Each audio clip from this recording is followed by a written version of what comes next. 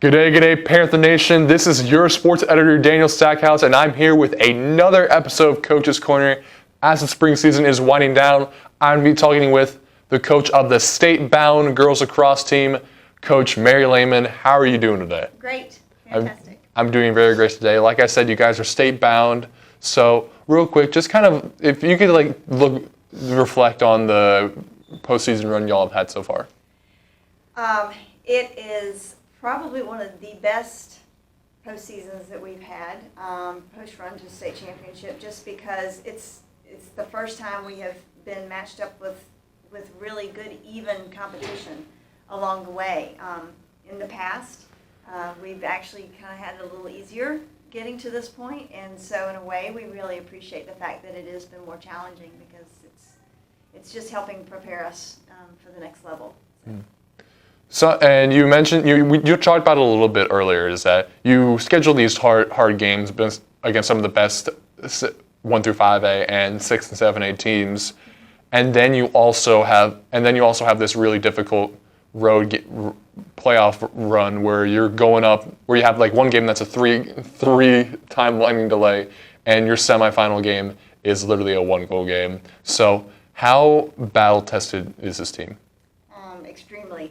Extremely battle tested. Like I said, this has never happened to them where they've had to come up with this type of competition before in the final destination or towards the final destination of a state championship. So like last night, it was a rough run through the game, but the girls never ever gave up. I mean, it was from beginning until the very end, and I told the girls, hey, this is the kind of games that we need. We need to appreciate this because without this game, we would not have been as prepared for the next game and the game before that. So it's really, we have to embrace these struggles that we have so that they make us better.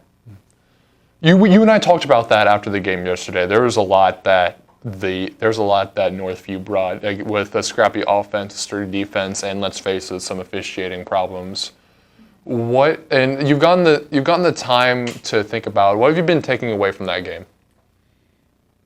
Well, if we talk about the technical stuff, there's definitely some things that we need to work on in the next couple of days. We need to be able to work on how we're defending crease rolls because that seems to come back and give us, it's like a thorn in our side here recently, and so we're going to work on that. It's not something that the girls can't easily fix. It's not something we can't adjust to. It's just a matter of us kind of being more hyper-focused on those types of issues on our defensive side and handle that type of offense that's coming up against us. Technically, again, maybe if we looked more at our transition, we have very, very fast kids on our team, like Santiago, Lauren Flanders, and they are tremendous about getting the ball downfield, but we also need to work on being able to transition through passes and working more in angles.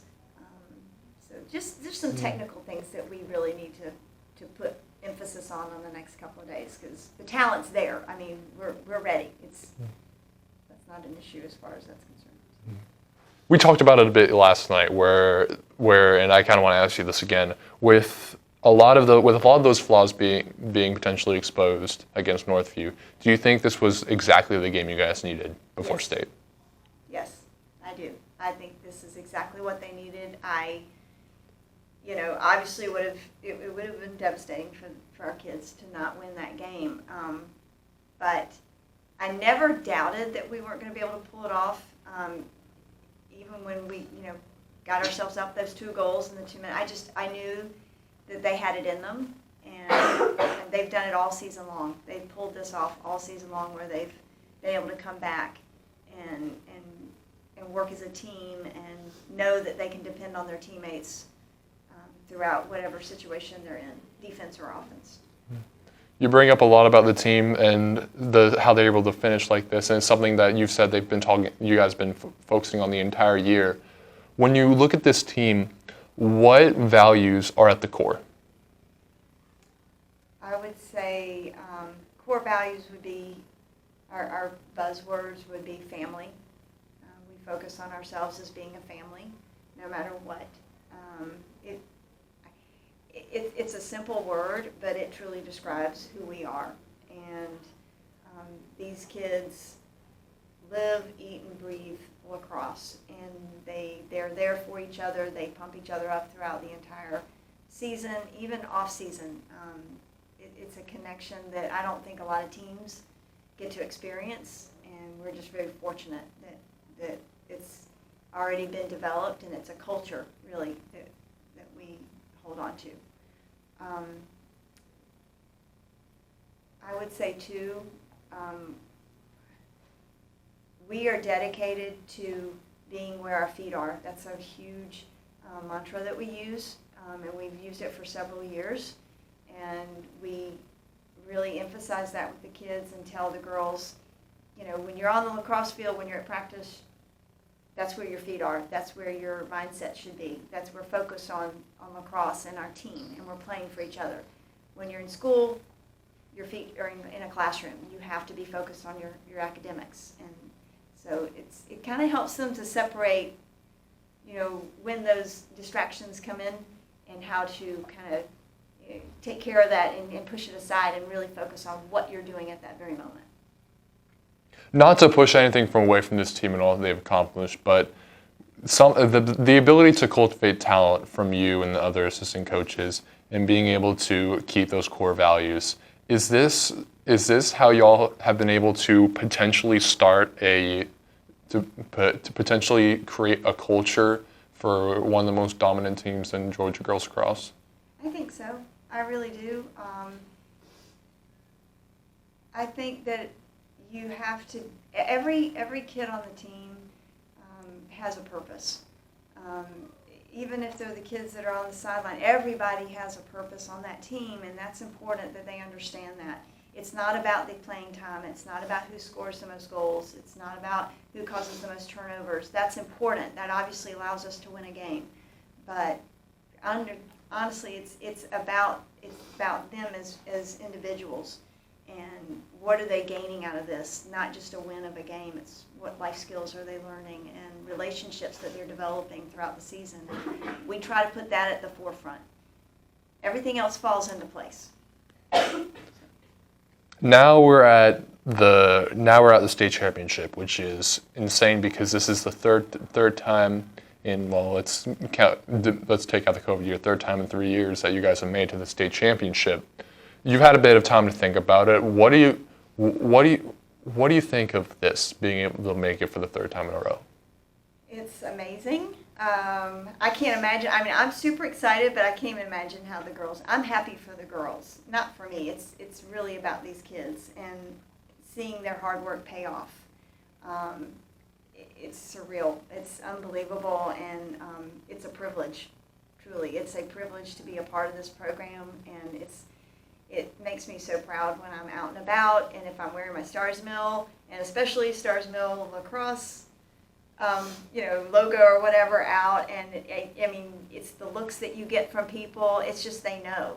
People that are lacrosse people know, wow, that's an amazing program, and I feel so privileged to be able to be a part of it and watch these kids be successful with it. The girls will be playing against either Westminster or Blessed Trinity on Saturday. So, with all we've talked about, how do you lead these teams to drive the season home and win a second consecutive state championship? We talked about in one of our practices about Navy SEALs and how they have to go through their Hell Week, and we talked about how is it they get the ones that make it through that? How do they do that? And you read articles and it's basically that they don't look to the very end. They look at the next step, the next skill, the next drill, whatever it is. They're only focused on that next step. So that's really what we're trying to focus on. Next play, best play. Like it can't be about looking. Our goal is to win a game, no doubt. But instead of looking at the very end, we're looking at the next play, the next set, the next 3 minutes, whatever it is we can capitalize on in that short amount of time those small increments will build up to the final win, and that's how we're trying to approach it. Good luck at state on Saturday. Thank you. The girls lacrosse team will be playing at Denmark High School in the A through 5A state championship at 10 o'clock that Saturday. Their opponent is to be determined. If you can make it out, please make it out if you can. That's all we have for right now. From myself, Coach Lehman, and Kathleen Stevens behind the camera, I'm Daniel Stackhouse. Thank you for listening. Go Panthers.